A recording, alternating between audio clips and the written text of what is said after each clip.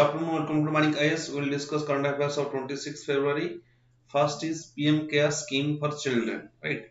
Recently, Centre has extended PM Care Children Scheme till 20th February 2022, which was earlier valid till 31st December 2021.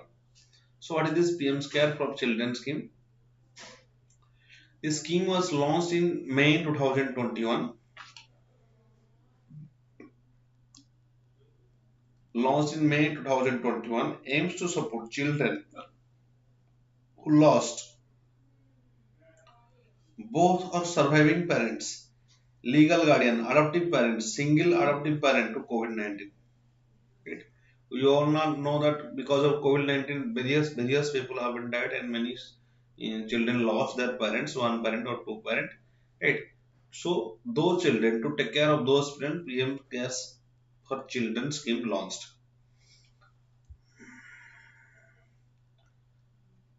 The status of children in need of care protection include orphans 10,094, lost their either parent around 1,36,000 people, abandoned 488, and total around 1,47,490 children got orphaned, right?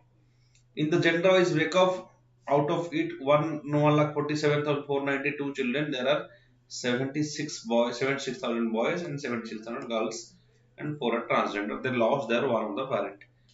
The objective is to ensure comprehensive care and protection of children in sustained manner, enable them well-being through health insurance, empower through education, and equip self-sufficient existence of financial support on reaching 23 years of age. So, what is this PM care scheme? It is basically for those children who lost their one of their parent during the COVID because of the COVID-19 disease or the COVID-19 pandemic, right? And what will be done in this PM Cares PM Cares for Children scheme will support them for education and for health insurance, and that will provide financial support if they when they reach at the age of 23 to create a new startup or something like that. Right. Next.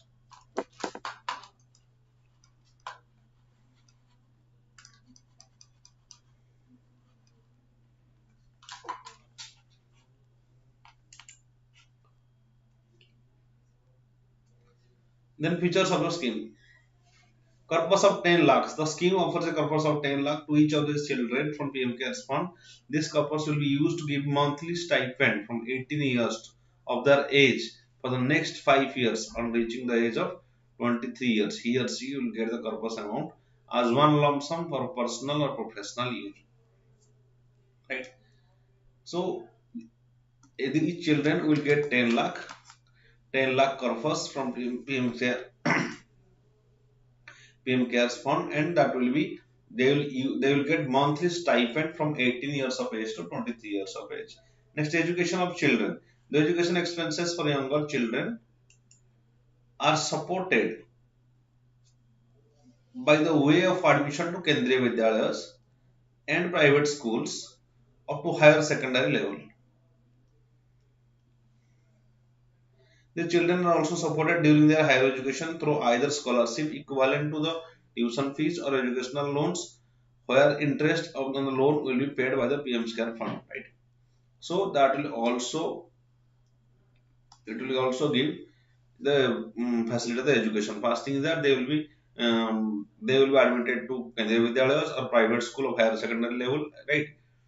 And those who will pursue higher education, for that the interest will be paid by the PM Care Fund, and after the person or after the children become mature and acquire job, they have to pay the principal amount only.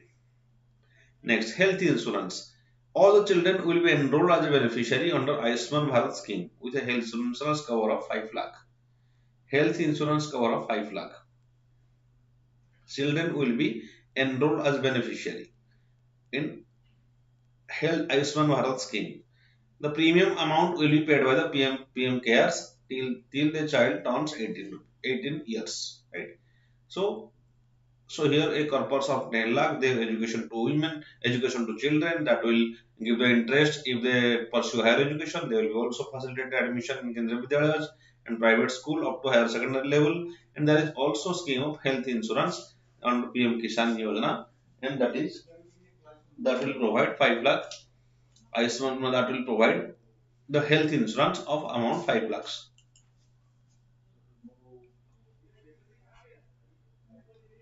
Then what is PM Care Funds? The PM Care Fund has set up Prime Minister Citizens Assistance and Relief Emergency Situation, that is PM Cares Fund, to deal with any kind of emergency or distress situation like COVID-19 pandemic. Right? Any kind of an emergency that can be to deal with to deal with them, that is PM Cares Fund. And this fund is a public charitable trust. Anybody who want to contribute, they can contribute to the Prime Minister and Prime Minister as its chairman. Other members include Defense Minister, Home Minister, and Finance Minister. The fund enable micro donations, as a result of which large number of people will able to contribute with the smallest denominations. It will strengthen disaster management capacities and encourage research on protecting citizens. Contribution to PM Care Fund qualifies CSR, corporate social responsibility expenditure. So this is the features of PM Care Fund.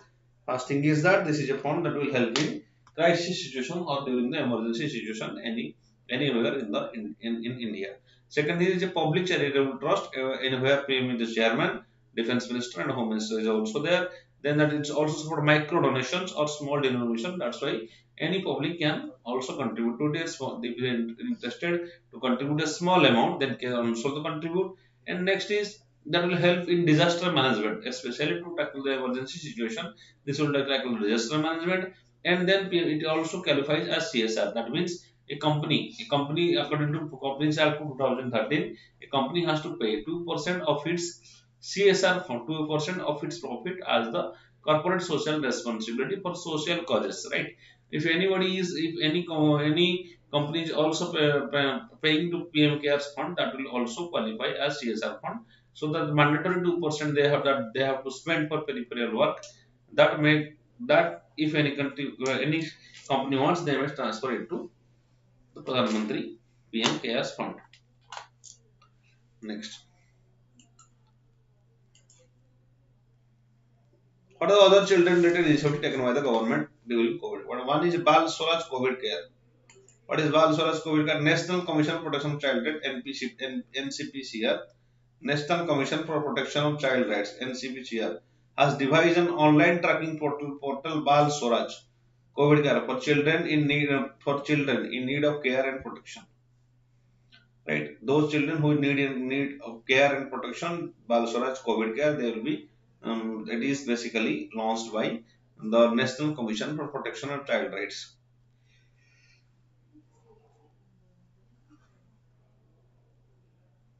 This has been created with a purpose for online tracking and digital real-time monitoring of the mechanism of children who are in need of care and protection during COVID time.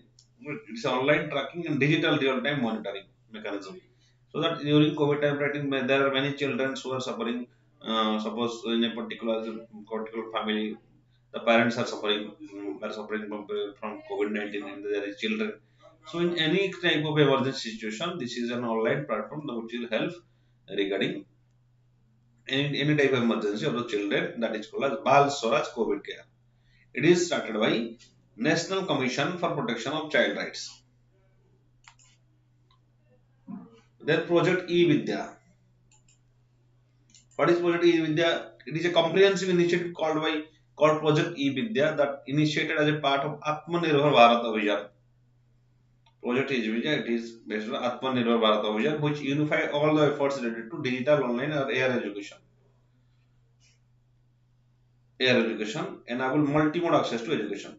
It launched under the One Nation One Digital Platform, with the objective of protecting education of children during COVID-19 pandemic. It aimed to provide psychological support to students, family members, teachers, mental health well-being during the times of COVID-19. Right? Manodarpan, that aims to provide psychological support to everybody. Manodarpan to provide psychological support. PM E-Vidya, that will promote digital education or online education, especially it's a scheme of Atmanirbhar Bharat Abhiyan, that is becoming self-dependent. Even if they during the pandemic, students should not students should get the proper opportunity to learn, right? and one of the this infrastructure is PM E-Vidya. Monodarpan it provides psychological support to student, family members, teachers, and regarding their mental health. That is Monodarpan. Then international relation.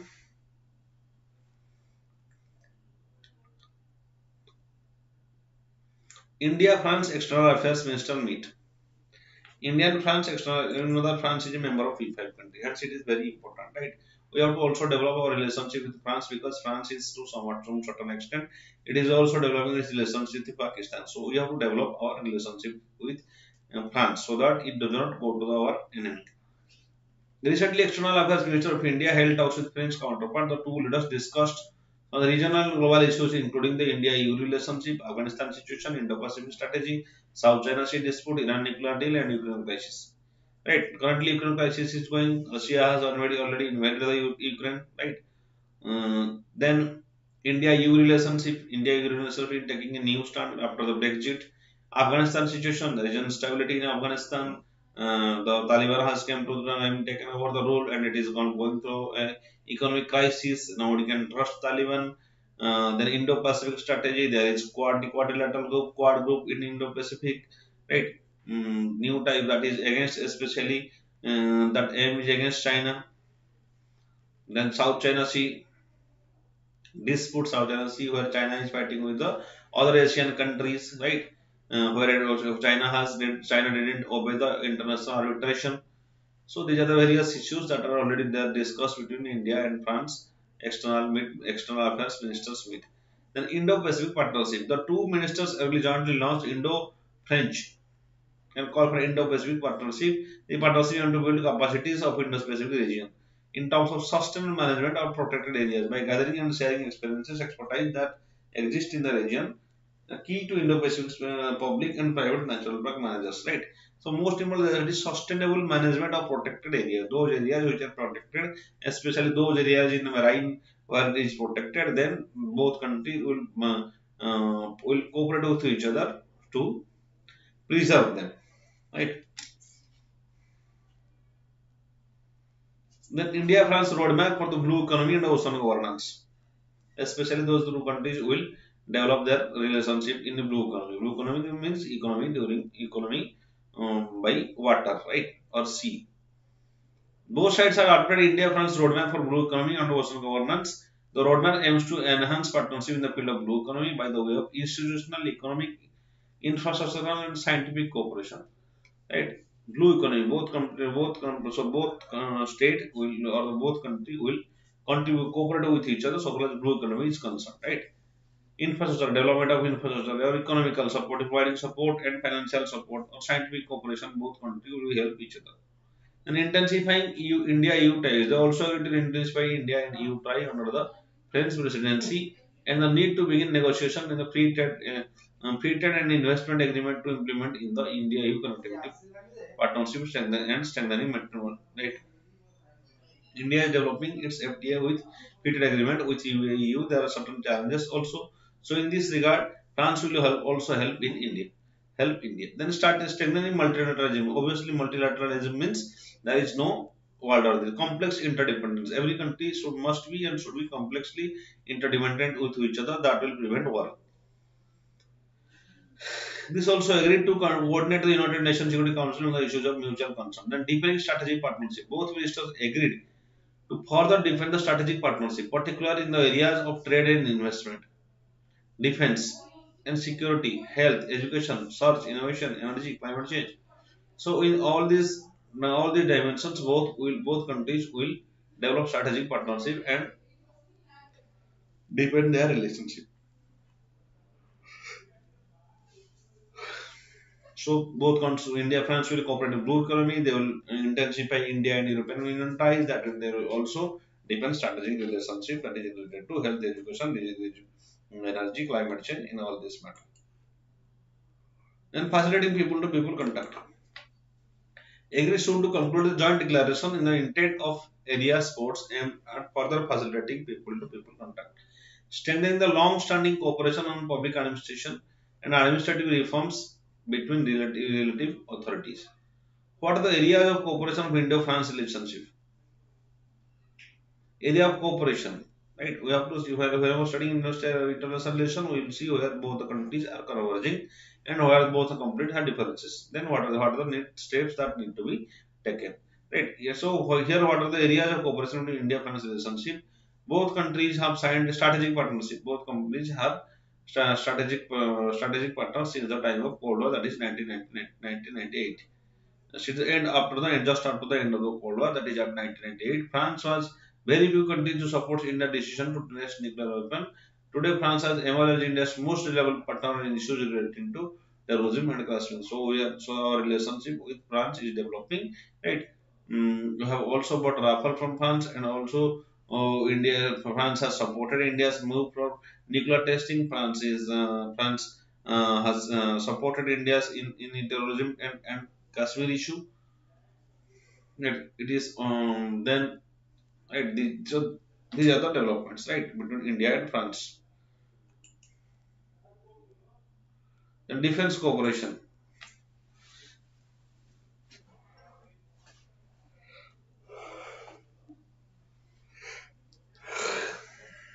What a defense cooperation exercise Shakti. Armies exercise Shakti, exercise Borona by Navy, exercise Garuda by Air Force.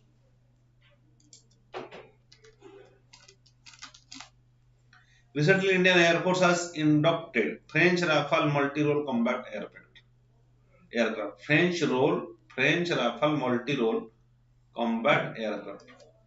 India entered into contact with French firm to build six Scorpion submarines in India's Malagon dockyards through technology transfer agreements. Right, so both countries have also signed document to technology transfer. Right, that will help for Atmanirbhar Bharat.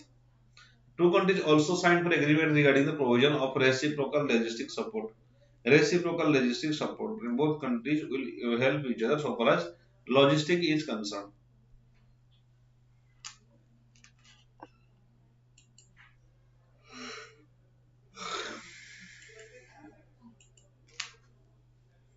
Then bilateral trade and economic relationship. India-France Administrative Economic Trade and Trade Committee (ATEC) provides appropriate framework to access and find ways to further promote bilateral trade and investment, as well as to speed up resolution of market access issues to benefit economic operators.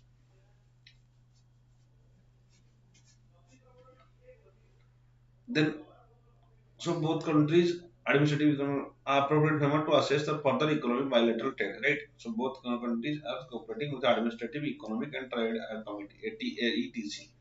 Then global agendas: climate change, biodiversity, renewable energy, terrorism, cybersecurity, digital technology. These five keywords you can use anywhere: biodiversity, renewable energy, terrorism, cybersecurity, and digital economy. There have been joint efforts to limit climate change and development of the International Solar Alliance. International Solar Alliance is a side of India. It is the right, and according to it, both all the countries of between the topic of Capricorn and the topic of Cancer, they will join together to produce or to facilitate renewable energy. Both countries have agreed on a roadmap of cybersecurity and digital technology.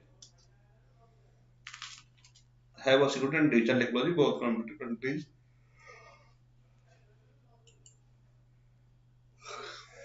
are also cooperating. Then way forward, France has opened the pathway for deeper engagement with Europe on global issues, especially on uncertainty in the region of due to Brexit. So we have to develop earlier the role that was basically the role that was especially done by UK. Now France will also help in economically in similar manner.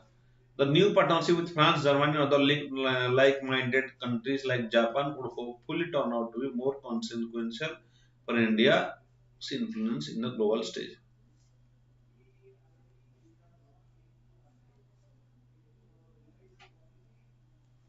Right? This will like when countries like Japan would hopefully turn out to be far consequential for India's influence in the global stage.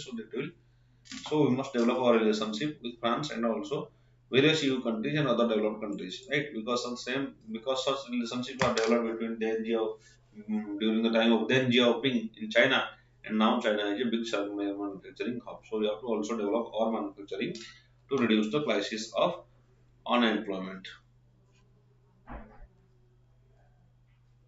Insurgency in Manipur. Recently, the central government announced that it is ready to hold dialogue in the insurgent groups in Manipur to bring last peace to the region. The emergence of Manipur and dates back to 1964 in the formation of United National Liberation Front (UNLF) and still remains one of the most formidable militant outfits. Right?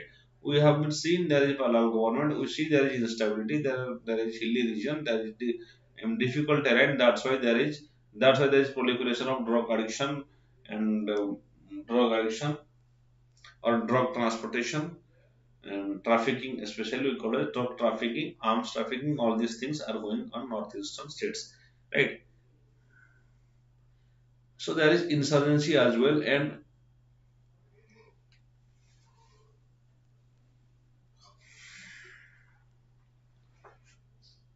so they create insurgency. So this problem on the emergence of insurgency. This problem started in 1964. Then post-merger, the rise of separatist insurgency movements were mainly attributed to perceived discontent over allies forced merger of Manipur with Union of India, right?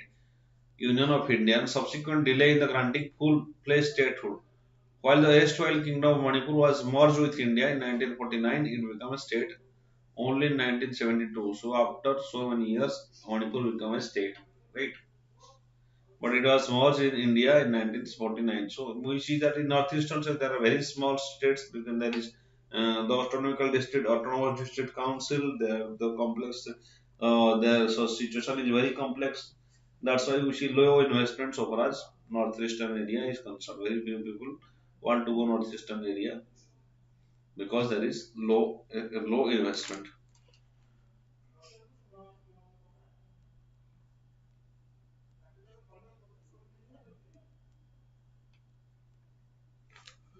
Rise of militancy. The latter we show the militant outfits being formed, including People Liberation Army (PLA). Remember this name, People Liberation Army. It is the most famous, right? Then People's Revolutionary Party of Kangaipak (PPAK) and Kangaipak Communist Party (KCP) and Kanglei Yellow Konnalu KYKL among the others. These value-based outfits are demanding independent Manipur. This is one of the systemic challenge India is still suffering, right? Which we are suffering in only now we are suffering in northeast.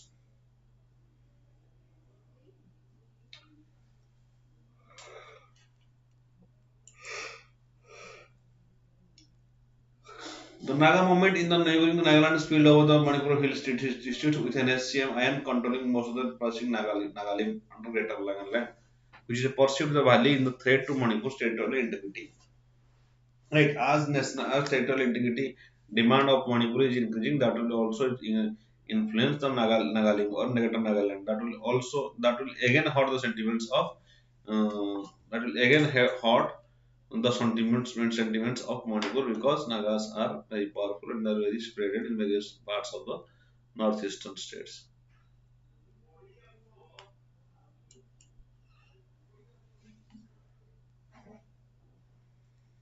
Valley district conflict. While the valley hills account nine tenths of Manipur geographical area, they are sparsely populated. Most of the state's population concentrated in the valley. The Moiti community forms the majority in the Imphal Valley.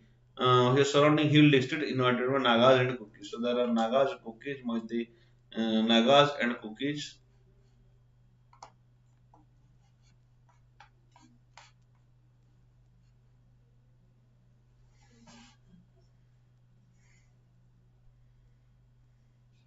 The Naga Kuki conflict in earlier 1990s, the ethnic clashes between Nagas and Kukis led to the formation of several Kuki insurgent groups. These are the further continuous insurgents led to the formation of smaller outfits, that is Jeliagram United Front, JUF, People's United Front, PULF, and other splinter groups. So what we see especially is that the demand for the demand for Manipur to be a separate country, or that will also introduce the issue of Greater Nagaland, and that will cause a problem of development. So there are various, as there is no strong governor. That's why various non-state actors that regenerates. Next,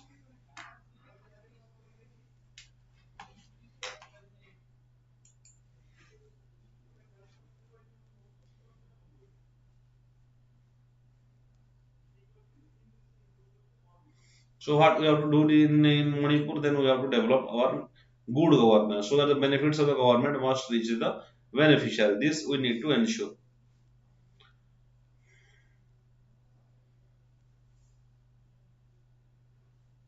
Right? Because in some northeastern states there are also challenges of parallel government. That means the terrorists they are also collecting taxes. They may run parallel governments.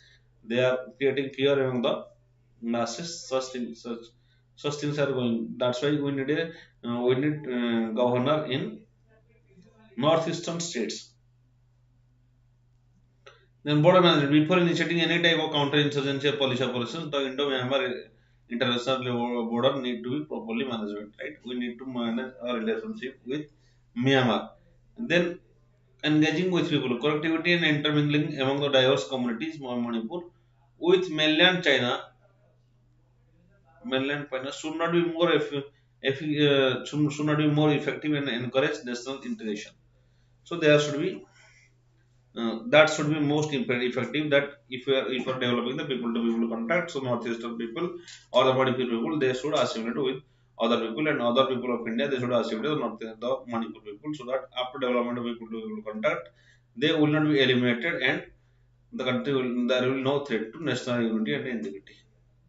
So now we'll see the objective questions. Consider the following statement, that is null se jal yojana.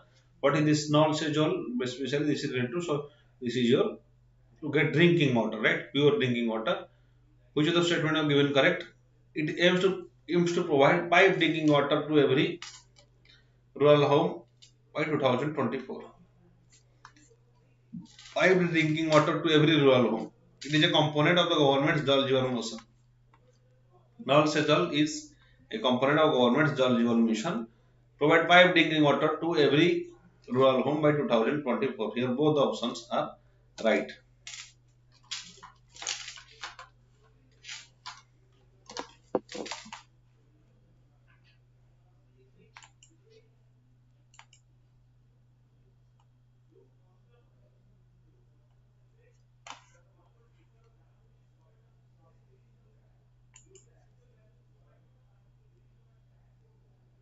Then consider the following statement regarding Jal Jeevan Mission. It was launched in 2021. No, this was launched in 1999. 1999. 1919, right? 1919. Jal Jeevan Mission launched in 1990.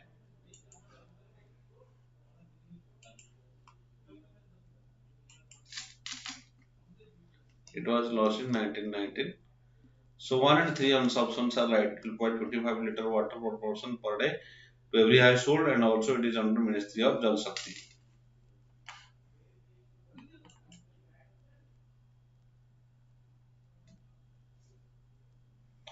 Then an IFC caters customers outside jurisdiction of domestic country. Currently, IFSC is a maiden international financial services center in India. Here both options are right.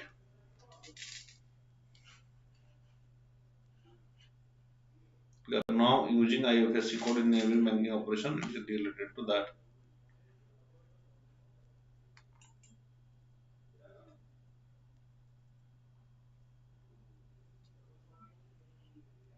The definition of critical wildlife habitat incorporated in the Forest Right Act 2006. First time in India, boigas have been given habitat rights.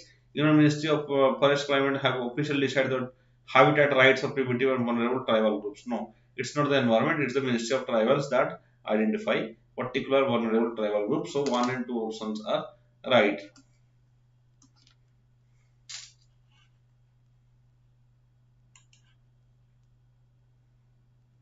So like this video, share this video and subscribe to Vanik-Ias.